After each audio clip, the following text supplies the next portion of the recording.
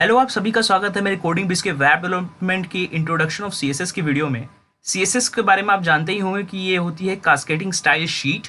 और सीएसएस क्या होती है और इसकी ज़रूरत क्यों होती है, ये काफ़ी अच्छे तरीके से मैंने अपनी इंट्रोडक्शन ऑफ वेब डेवलपमेंट की वीडियो में आपसे डिस्कस किया था, लेकिन मैं फिर से इसे एक बार और इंट्रोड्यूस करा देता हूँ आपको। सीएसएस इसलिए अप्लाई करते हैं, उससे बढ़िया मैं आपको एग्जाम्पल देता हूँ जो मैंने उस वीडियो में दिया था। सबसे पहले हमने एक बिल्डिंग ली और उस बिल्डिंग को तैयार किया। बिल्डिंग एक बार स्ट्रक्चर रेडी हो जाने के बाद हम उसमें क्या करते हैं, हम उसमें उसे पेंट करते हैं, उसे डेकोरेट करते हैं, उसे स्टाइलिश और यूनिक बनाते हैं। किसी भी बिल्डिंग को रेडी हो जाने के बाद हम उसमें पेंट लगाते हैं, उसे डेकोरेट करते हैं और स्टाइलिश बनाते हैं, एक यूनिक उसे बनाते हैं ताकि वो अट्रैक्टिव दिखे बिल्डिंग। उसी तरह जैसे कि हम अपनी वेब डेवलपमेंट में जब हम अपने कंटेंट को लिख लेते हैं एचटीएमएल फॉर्मेट में, जब हमारी एचटीएमएल फाइल रेडी हो जाती है, देन हम अपने एचटीएमएल में सीएसएस अप्लाई करते हैं अपने कंटेंट को डेकोरेट और स्टाइलिश और यूनिक बनाने के लिए। और जिस लैंग्वेज से हम इसे करते हैं उसे हम सीएसएस कहते हैं, कास्केडिंग स्टाइल शीट। आगे चलते हैं। सीएसएस के बारे में आप दो बात जान लीजिए। CSS is the language we use to style an HTML document। तो HTML के जो हमारे डॉक्यूमेंट्स होते हैं उन्हें स्टाइल करने के लिए हम CSS लैंग्वेज के इस्तेमाल करते हैं, जैसे कि मैंने आपको बताया। दूसरी बात CSS के बारे में जान लीजिए कि CSS describes how HTML elements should be displayed। तो HTML हमें ये बताती है कि कैसे हमारे HTML एलिमेंट्स को दिखना है। मतलब जो हमारी फाइल को हम अपने ब्राउज़र पे ओपन करेंगे तो हमारे HTML की कौन सा एलिमेंट किस जगह पे किस तरह से और किस तरीके से दिखेगा, ये सारी चीज़ हमारी CSS डिस्क्राइब करती है।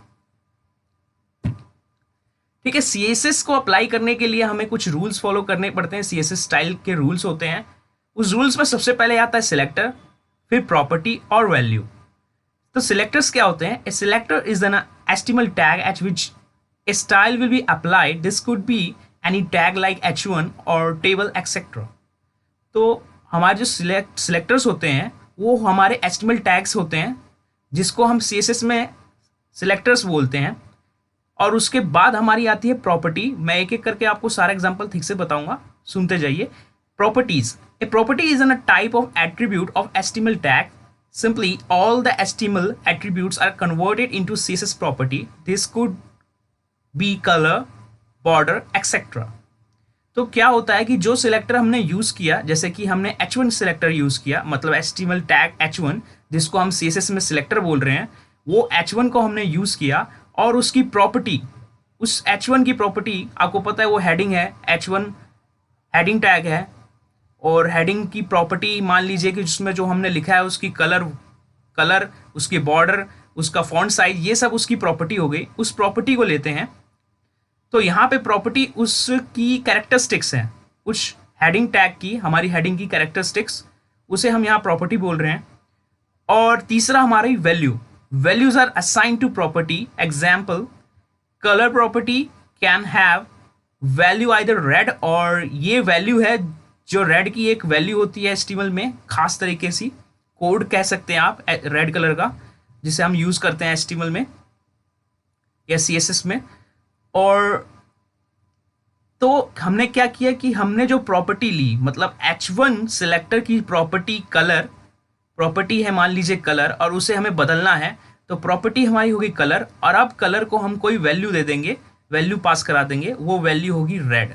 तो अब क्या हुआ कि h1 सिलेक्टर की प्रॉपर्टी कलर चेंज हो गई रेड, ब्लैक। मान लीजिए उसकी डिफ़ॉल्ट कलर था ब्लैक और अब वो हो गया रेड। तो हमने क्या किया, सिलेक्टर हमने यूज़ किया है h1, प्रॉपर्टी हमने यूज़ की है कलर, और वैल्यू उसे दिया है रेड। तो h1 मतलब हमारी h1 हेडिंग जो थी उसका कलर अब रेड हो जाएगा। तो इसे और थोड़ा अच्छे से देखते हैं। तो ये रहा इसको सही तरीके से अपने HTML CSS में लिखने का, स्टाइल शीट में इसे लिखने का तरीका। तो यहाँ पे देख सकते हैं सिलेक्टर आया, फिर प्रॉपर्टी और देन उसको वैल्यू एक ब्रैकेट के अंदर। तो यहाँ पे सिलेक्टर आप देख सकते हैं, यहाँ पे सिलेक्टर हमने टेबल यूज़ किया है। मान लीजिए कि हमारे HTML में कोई टेबल हमने डाली है और उस टेबल का हम बॉर्डर चाहते हैं कि 1px सॉलिड और उसे कुछ कलर दे रखा है, हैशटैग C00, ये कोई कलर की कोड होगा, वैल्यू है जो यहाँ पे लिखी हुई है। तो आप देख सकते हैं यहाँ पे ये टेबल है, टेबल की प्रॉपर्टी बॉर्डर, मान लीजिए टेबल को कोई बॉर्डर है और उसकी प्रॉपर्टी जो यहाँ पे हमने बॉर्डर लिखी है, और उस बॉर्डर को हम चाहते हैं कि 1px का हो जाए, मतलब उसकी कोई वैल्यू हमने दे दी कि, और वो सॉलिड कलर हो और वो कलर, ठीक है। तो ये तो थी हमारी सिलेक्टर और डिक्लेरेशन, कैसे हम उसमें सिंटैक्स है ये कि कैसे हम CSS अपनी फाइल में इसे लिख सकते हैं। तो पिछली स्लाइड में हमने देखा कि हमने H1 को कलर रेड दिया था, तो उसे कैसे लिखेंगे, उसका सिंटैक्स क्या होगा, उसका सिंटैक्स ये होगा। अभी हम और अच्छी तरीके से इसे जानेंगे इसे कैसे करते हैं। अभी मैं आपको विजुअल स्टूडियो कोड पे मैं इसे करके दिखाता हूं ताकि आपको और अच्छे से समझ में आए। तो सबसे पहले आप अपने विजुअल स्टूडियो कोड को ओपन करेंगे, आप राइट क्लिक कीजिए और आपको मिलेगा ऑप्शन ओपन विद कोड का। आप अपने ओपन विद कोड पे क्लिक करिए और आपका विजुअल स्टूडियो कोड ओपन हो जाएगा। ये देखिए मेरा विजुअल स्टूडियो कोड ओपन हो चुका है। तो आपको पता है मैं क्या करने वाला हूँ। सबसे पहले तो मैं एक फाइल क्रिएट करूँगा और इस बार इस फाइल का नाम मैं दूंगा CSS intro डॉट क्या दूंगा, HTML, नॉट CSS, क्योंकि सबसे पहले हम HTML फाइल बनाएंगे और देन उसके अंदर हम CSS अप्लाई करेंगे एक दूसरी CSS फाइल को लिंक करके। तो यहाँ पे सबसे पहले हम क्या करने वाले हैं, अपना बॉयलर प्लेट लगाएंगे, एक्सप्लेनेशन मार्क और एंटर। टाइटल दे देते हैं, टाइटल हम दे देते हैं CSS इंट्रो, और गो लाइव को क्लिक करके नए सर्वर को लाइव हो जाते हैं लोकल सर्वर पे अपने। ये देखिए हो गई हमारी फाइल ओपन हो गई है ब्राउज़र पे। अब क्या करने वाला हूँ मैं, जल्दी से बिना टाइम वेस्ट किए यहाँ पे एक ब्लॉक एलिमेंट लूँगा div, और div के अंदर एक हेडिंग दे देता हूँ, और हेडिंग में दे देता हूँ CSS, और उसके साथ साथ एक पैरा भी दे देते हैं। पैरा में हमारे पास कंटेंट इसलिए लॉरम यूज़ कर लेंगे। और ये हो गया, फॉर्मेट ख़राब हो गई तो इसलिए फॉर्मेट डॉक्यूमेंट भी कर लेंगे। तो ये शायद आपको दिख रहा हो अच्छे से, ना दिख रहा हो तो और साइज़ बढ़ा देता हूँ आपको। ये देखिए अब तो आपको बिल्कुल दिखेगा, एकदम साफ साफ दिखेगा। तो ये देखिए मैंने इतना किया है, डिव बनाया है, उसके अंदर एक हेडिंग और एक पैराग्राफ लगाया है। अब मैं क्या करने वाला हूँ, एक फोल्डर बनाऊंगा, क्योंकि मैं जितने भी CSS की फाइल बनाता हूँ एक सेपरेट फोल्डर में रखता हूँ ताकि सब कुछ मिक्स ना हो। तो एक फोल्डर बना लीजिए आप भी, उसका नाम आप दे देते हैं स्टैटिक, और इस स्टैटिक के अंदर एक फाइल बना देते हैं CSS इंट्रो, और इसको हम एक्सटेंशन जो देंगे अब देंगे इसको CSS, क्योंकि ये CSS फाइल होगी। ये देखिए हमारी CSS फाइल ओपन हो गई है। और CSS फाइल में कुछ करने से पहले एक काम और करते हैं, अपनी CSS फाइल को अपने HTML फाइल से लिंक कर देते हैं। आपको यहाँ पे हेड के अंदर टाइटल के ठीक नीचे लिंक लिखना है और एक एमिट आ जाएगा, आपको बस एंटर मारना है। और ये देखिए रेफर स्टाइल शीट, और यहाँ पे आपको अपनी शीट का लोकेशन डालना है। तो हमने उसे एक फोल्डर के अंदर रखा है, तो हम यहाँ पे यूज़ करेंगे फोल्डर का नाम स्टैटिक, और स्टैटिक के अंदर जो हमारी फाइल है CSS intro.css, ये हमने लिंक कर दी है अपनी फाइल को। अब हम जो भी करेंगे अब इस फाइल में रिफ्लेक्ट होगा अपने CSS फाइल में। तो यहाँ पे मैं आपको दिखा दूँ, हमने कंटेंट डाल दिया। तो यहाँ पे देखिए हमारी हेडिंग आ गई है CSS और एक अच्छा खासा पैराग्राफ दिख रहा है हमें। अब थोड़ा इसको स्टाइलिंग देके देखते हैं। तो स्टाइलिंग देने के लिए हमारे पास टैग क्या है, H1। तो हम अपने H1 टैग को थोड़ा स्टाइलिश बनाते हैं। तो यहाँ पे आपको उस सिलेक्टर H1 जो हमारा टैग है, हम CSS में उसको सिलेक्टर कहते हैं जैसे कि मैंने आपको बताया। तो H1 और ब्रैकेट ओपन। अब इसके अंदर क्या करें, इसे क्या देना चाहिए आपके हिसाब से, ये देखने में अच्छा ये ब्लैक है, जैसे कलर चेंज करते हैं जैसा कि हमने किया था। हमने H1 में कलर ही तो चेंज किया था एग्जाम्पल में। तो कलर ये दिया मैंने कलर, कलर क्या दें, रेड। देखिए तो आहा, ये देखिए इसके कलर चेंज हो गया। और क्या दें, एक काम करते हैं, इसका फॉन्ट भी बढ़ा देते हैं।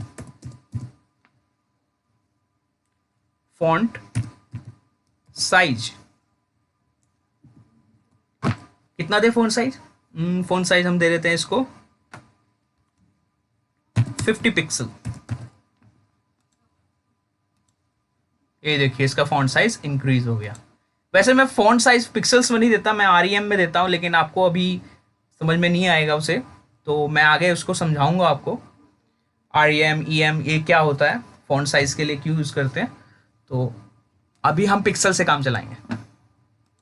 तो ये था, देखिए हमने CSS अप्लाई किया है, जैसे कि मैंने एग्जांपल में बताया कि आपके HTML में, हाँ तो जैसे कि मैंने आपको बताया कि हमने अपने HTML में हेडिंग लगा रखी है H1, और उस H1 को मैंने दे दी कोडी CSS देने का तरीका मैंने आपको बताया था कि हम अब सिलेक्टर का यूज़ करेंगे। ये सिलेक्टर है जिसे हम टैग बोलते हैं HTML में, उसे हम यहाँ पे CSS फाइल में सिलेक्टर बोलते हैं।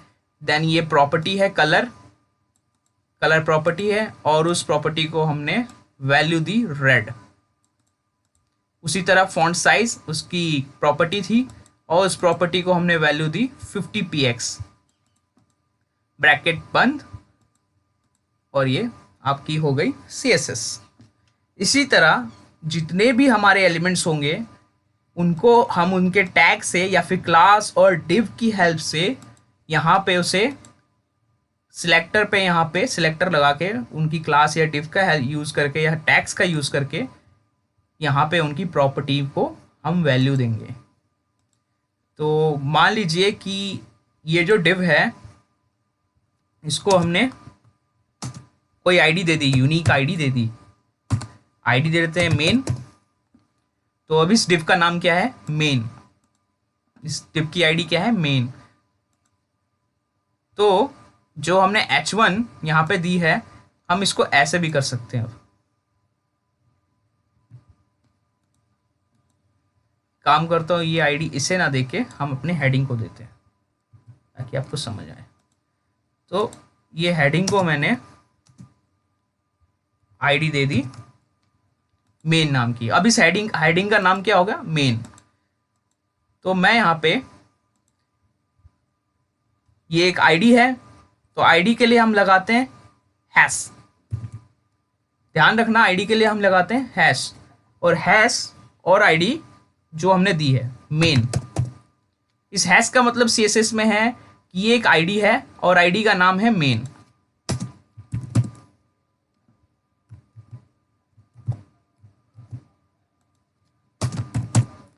ठीक है।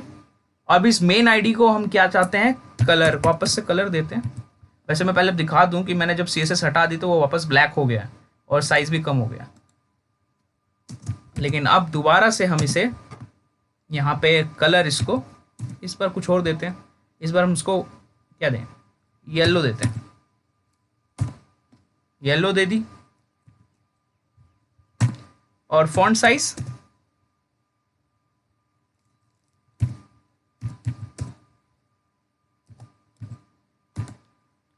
फॉन्ट साइज कितना दे, फॉन्ट साइज दे देते हैं इस पर 100 पिक्सल।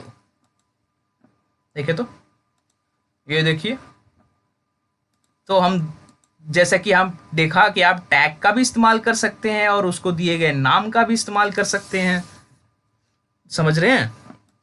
तो आप ऐसे भी करके CSS दे सकते हैं। तो अभी इस वीडियो में मैं इतना ही आपको बताता हूँ। नेक्स्ट वीडियो में और बहुत कुछ आपको बताने वाला हूँ, और यकीन मानिए आपको बहुत मज़ा आने वाला है, क्योंकि वेब डेवलपमेंट में असली मज़ा CSS के साथ ही आता है। और CSS से ज़्यादा इंटरेस्टिंग चीज़ नहीं है वेब डेवलपमेंट में, आपको बताऊं, या फिर मैं गलत भी बोल रहा हूँ, हो भी सकती है या आपको लगे, पर मुझे बहुत इंटरेस्टिंग लगी थी। और इंटरेस्टिंग बहुत कुछ चीज़ें हैं, वेब डेवलपमेंट ही पूरी इंटरेस्टिंग चीज़ है। तो आप बने रहिए मेरे साथ, और अगर वीडियो अच्छी लगी तो लाइक करिए, और अगर आप चाहते हैं और सीखना और जुड़े रहना मेरे चैनल से, तो चैनल को सब्सक्राइब करना मत भूलना, और बेल आइकन को भी दबाओ ताकि आपको लेटेस्ट वीडियो की जो नोटिफिकेशन है आपको जल्दी से जल्दी मिल सके और आप अप टू डेट रहें मेरे चैनल के साथ। फिलहाल इस वीडियो में इतना ही, मैं मिलता हूँ अपनी अगली वीडियो में।